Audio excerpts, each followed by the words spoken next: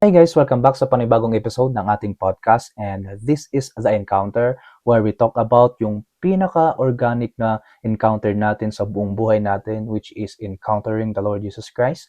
At the same time, yung mga bagay-bagay patungkol sa faith natin, pinag-uusapan natin kung paano pa natin mas mag-grow yung walk natin, yung faith natin kay Lord. And so, for today's episode, pag-uusapan naman natin ay about sa temptation. So, what are the temptations that Satan destroys us with? Mahalaga sa atin na maging aware or malaman natin yung mga bagay-bagay na to dahil it prepares us sa Christian life natin, sa Christian walk natin. Dahil minsan nakikita natin bilang isang Kristiyano, we thought na okay yung mga bagay-bagay na ginagawa natin dahil nakikita natin na ginagawa rin naman ng iba. But at the same time, ito pala yung mga bagay-bagay na nagdi-drift sa atin, sa walk natin bilang isang mananampalataya or bilang isang Kristiyano.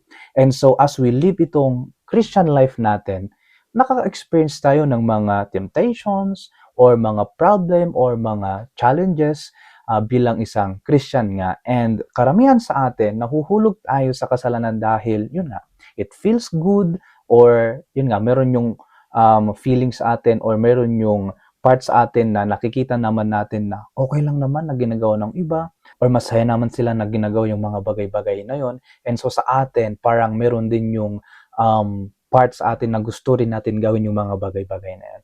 And so, as we journey itong Christian life, hindi naman natitigil yung mga pagsubok at lalong maraming temptations pa na mahaharap tayo sa buhay natin. And if we are not careful, we will give in. So ano yung mga temptations na yun that we need to be aware of? First, lust of the flesh. So sabi sa Matthew 3 verse 3 to 4, and the tempter came and he said to him, if you are the Son of God, command these stones to become loaves of bread. In verse 4, but he answered, it is written, man shall not live by bread alone, but by every word that comes from the mouth of God. So it speaks to us as well sa buhay natin ngayon bilang isang Kristiyano dahil most of us, di ba, we tend to live our life in accordance sa mundo or sa kung anong ginagawa ng mga tao or yung kinikrave ng flesh natin. And ito yung sinabi ni Jesus that we are to live our lives by every word that comes from the mouth of God. Kung yung fleshly desires natin yung nagro-rule sa atin, sa buhay natin, at yun yung mas pinaparayunin natin sa buhay natin over yung will ni Lord, they cause us to violate God's righteousness. And ito yung part na nagiging lust siya. And nagkikreate siya ng more factors sa atin and that we begin to disobey God and to the things that are against God. Oo naman yung flesh natin ay nangangailangan ng food, ng water, shelter, even sex and comfort, but they become sin and lust when it is not used in proper way. And yes, create tayo ni Lord with those desires, kaso nga lang, we are born sinful. And we desire to please ourselves. For example, yung sex. Yung sex is a gift from God. Regalo yun ni Lord para sa bawat isa sa atin. But only for married people.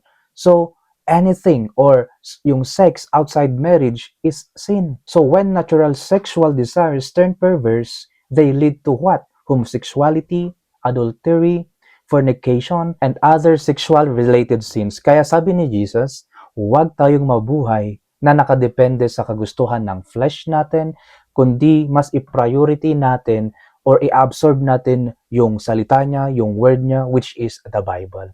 Meaning, we are to rely from the word of God, not with what our flesh is desiring or what with our flesh is craving. So we are to trust and obey God's word and to be consumed by His word, for it is written, and it will happen. And kung sinasabi talaga natin na mahal natin si Lord at meron tayong relationship sa Kanya, that we accepted Him as our personal Lord and Savior, then challenge ito sa bawat isa sa atin na kailangang ma-address sa Christian life natin. Dahil kung ito ang nag-rule sa buhay natin, masisira yung Christian life natin. Kaya the more na we claim na Kristiyano tayo, we are to walk in His ways, His statutes, and His commandments. And then, isurrender natin yung buhay natin sa Kanya. We are to trust Him daily sa buhay natin so we can overcome temptation. We are not to live by bread alone, but by every word that comes from the mouth of God. So, second, pride of life. And sabi naman dito sa verse 5 to 7, then the devil took him to the holy city and set him on the pinnacle of the temple and said to him, if you are the Son of God, throw yourself down, for it is written, he will command his angels concerning you, and on their hands they will bear you up, lest you strike your foot against a stone.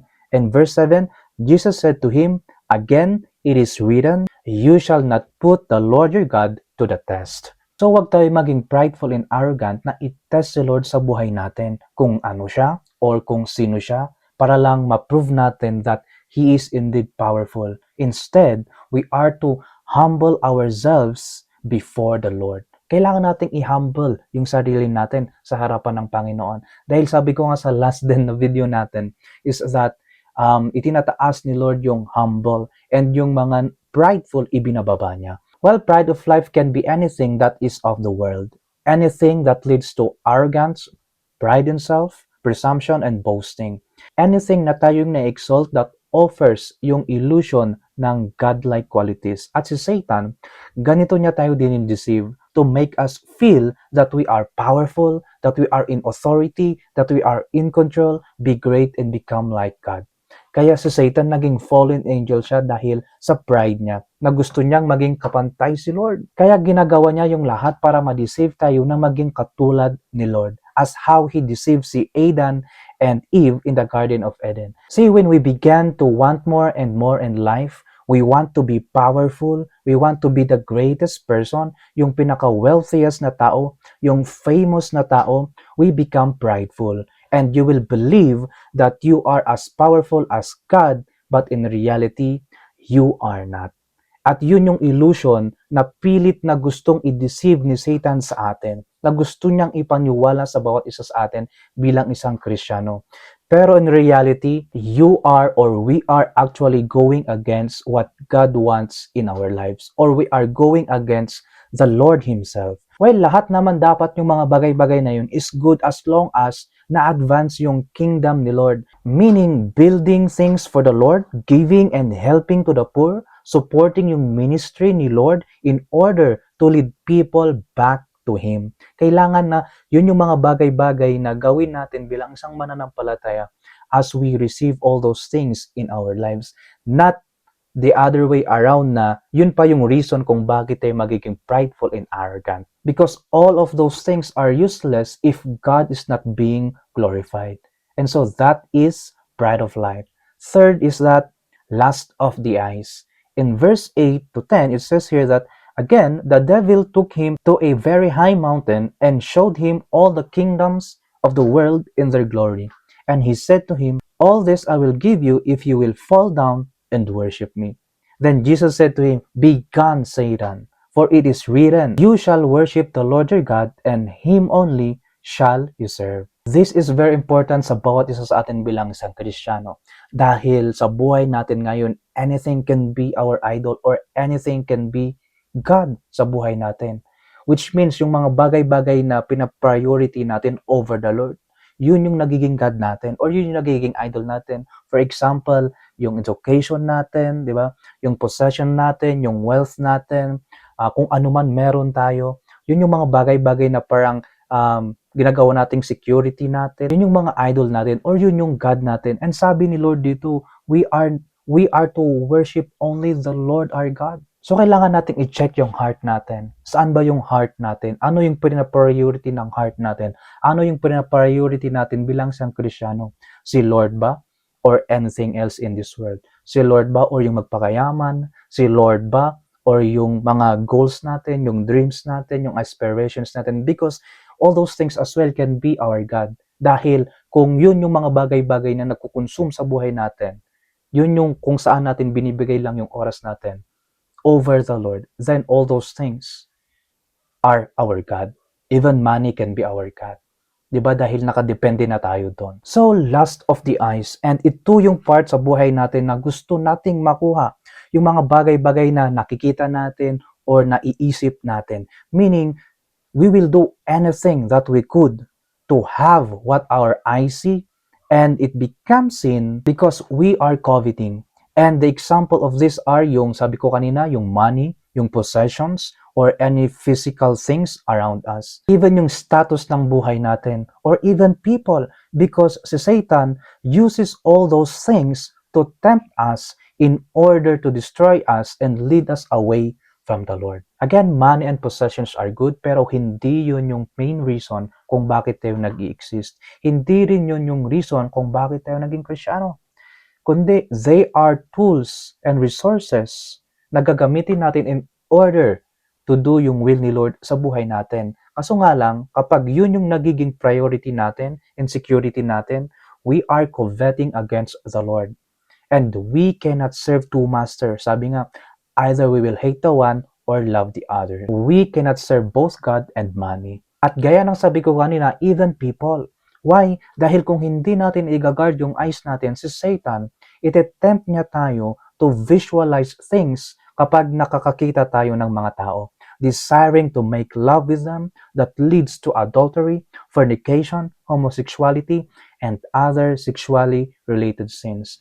And that's lust of the eyes. And they are so very dangerous. These three main temptations na shared natin today, yung lust of the flesh, pride of life, and lust of the eyes, they are so dangerous. Kaya kailangan nating maging aware bilang isang Kristiyano. So may we be careful and mindful sa mga bagay-bagay na to dahil ito yung mga temptations na ginagamit ng Satan to deceive us, to destroy us, and to drift us away sa relationship natin kay Lord. So, as a Christian, bago ka man or matagal ka ng mananampalataya, makaka-experience pa rin tayo ng temptations or challenges as we journey itong Christian life. Dahil sabi ko nga, yung Christian life is a lifetime journey. Hindi lang siya one-time event sa buhay natin. But as long as we are living here on earth, pinaprocess at journey natin itong Christian life natin. And so, magkakaroon tayo ng challenges and temptations. Dahil yun yung kagustuhan ni Satan sa buhay natin, na lumayo tayo kay Lord, na sirahin yung buhay natin bilang isang mananampalataya. Kaya palagi at paulit-ulit na i-deceive niya tayo, na iti-tempt niya tayo. And if we are not being careful, talagang mag-give in tayo sa mga bagay-bagay na to. And worse, hindi na natin namamalayan na nakafocus na pala tayo sa mundong ito and tinalikuran na natin si Lord. But thanks to our Lord Jesus Christ, nang dahil sa Kanya, pwede nating mapagtagumpayan yung mga scheme ni Satan na ito. At pinakita niya kung paano tayo mag-react or paano tayo mag-respond when the enemy tempt us. Nasabi ni Lord, it is written. Importante yun, it is written. So mahalaga sa bawat isa sa atin to really give time to read His Word. Palalimin natin yung relationship natin kay Lord through yung devotions nga natin, yung reading natin ng Word niya, through prayers, through fellowship, through church. Dahil nga yung Bible, this is our manual. Ito yung manual ng buhay natin. Kung yung mga kotse, di ba, yung mga appliances may manual, yung buhay natin meron ding manual. And that is the Bible. And so, nakasulat lahat doon kung paano natin ibuhay yung buhay natin bilang isang Kristiyano, honoring the Lord. And if we really want to be successful in this life as well, and to overcome all those challenges and temptations sa buhay natin, we are to make time to read the Word of God para kaya nating harapin yung mga bagay-bagay sa buhay natin. As Jesus said, it is written. Mahalaga rin sa atin na mabuhay gaya ng buhay ni Jesus kung paano siya namuhay dito sa mundo. We are to live our Christian life with Christ-like character. So let's trust, depend, and follow Jesus for the rest of our life. Because in Jesus, there's contentment. In Jesus, there's satisfaction. In Jesus, there's fulfillment. And in Jesus, there is victory. And so that's it for this episode, and I hope na meron tayong natutunan, meron tayong lesson na napulot for today's episode. So kindly like, share, and subscribe sa channel natin para mas ma-update pa kayo sa mga susunod pa nating episodes. And pwede rin kayong mag-comment kung ano yung takeaways ninyo, yung mga lesson na natutunan ninyo, or kung meron kayong questions, pwede rin nyo niyang i-comment. At the same time, kung meron kayong topic na gusto nyong pag-usapan natin para titignan natin at ma-share natin sa mga susunod na episodes. And so that's it for now. See you sa next episode.